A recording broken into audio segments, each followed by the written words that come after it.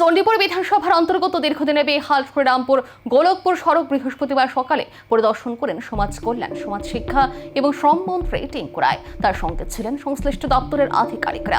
পরিদর্শন শেষে মন্ত্রী জানান, রাস্তার কাজের টেন্ডার বহু বছর আগে দেওয়া হলেও তা সম্পূর্ণ হয়নি। তিনি অভিযোগ করেন, ঠিকাদারদের গাফিলতি ও কিছু রাজনৈতিকভাবে প্রভাবিত ব্যক্তির বাধার কারণে এই প্রকল্পটি দীর্ঘদিন ঝুলে রয়েছে। তবে আইনি জটিলতা কাটিয়ে রাজ্য সরকার পুনরায় রাস্তা নির্মাণের অনুমোদন দিয়েছে এবং শীঘ্রই কাজ শুরু হবে। মন্ত্রী আরও জানান, ভবিষ্যতে জল জমে রাস্তার ক্ষতি রোধে সড়কের দুপাশে ড্রেন নির্মাণের পরিকল্পনা রয়েছে। এজন্য স্থানীয় বাসিন্দাদের সঙ্গে আলোচনা করে প্রয়োজনীয় সহযোগিতার আবেদনও জানানো হয়েছে। দীর্ঘদিনে দুর্ভোগের অবসান ঘটিয়ে দ্রুত রাস্তার কাজ সম্পূর্ণ হবে বলে আশা প্রকাশ করেছেন এলাকার বাসিন্দারা। গোলকপুর টু যে শ্রীরামপুরের যে রাস্তাটা, এটা দীর্ঘদিন যাবৎ নষ্ট হয়ে আছে। নষ্ট ঠিক বলবো না, দেখুন এই কথাটা আমার বলার ইচ্ছা ছিল না, তারপরেও বলতে হচ্ছে।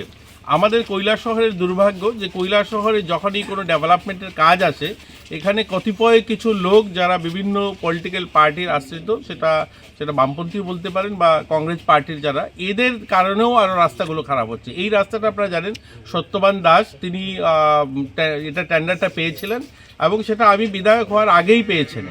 অথচ এই রাস্তাটা 4 বছর, আমি বিধায়ক হয়েছি 3.5 বছর, এবং এটা 4 বছরেরও বেশি সময় হয়েছে সত্যবান দাস কাজটা পেয়েছেন। পেয়ে উনি ওনার মতো করে আরও অন্য কাউকে দিয়েছেন, এখান থেকে যা যা বিজনেস করার করে নিয়েছেন, কিন্তু রাস্তাটা করেননি। রাস্তাটা যেহেতু করা হয়নি, এটা অসম্পূর্ণ রাস্তা, এর জন্য গভর্নমেন্ট পুনরায় যে কাজ করাবে সেটারও কোনো প্রভিশন ছিল না। যেহেতু একবারের রাস্তা কমপ্লিট হয়নি, দ্বিতীয়বার কি করে হবে? যাই হোক, এটা বিভিন্ন আইনি বিষয়ে জটিলতা কাটিয়ে এখন আমাদের সিদ্ধান্ত হয়েছে, গভর্নমেন্ট আবার মঞ্জুরি দিয়েছেন যে রাস্তাটা করার জন্য। তা এখন ওনারা সিদ্ধান্ত নিয়েছেন করবেন, কিন্তু আমাদের ইচ্ছা ছিল যে দুদিকে যদি আমরা ড্রেন করতে পারি তাহলে এটা পার্মানেন্ট রাস্তাটা হতো। যেহেতু এখানে এত জায়গাটা ছোট, কোনো জায়গায় ড্রেন করা মুশকিল, কিন্তু কোনো জায়গায় করা যেতে পারে। তো এখানকার এলাকাবাসীর সঙ্গে আমরা কথা বলছি যে ওনারা যদি সম্মতি দেন বা ওনারা যদি চান ড্রেন করতে, তাহলে আমরা ড্রেনের জায়গাটা যদি পাওয়া যায়, তো পুরো রাস্তাটা যদি আমরা ড্রেন করতে পারি তাহলে রাস্তাটা পার্মানেন্ট হবে। তো এটা নিয়ে আজকে আসা এবং সবার সঙ্গে কথা বলা।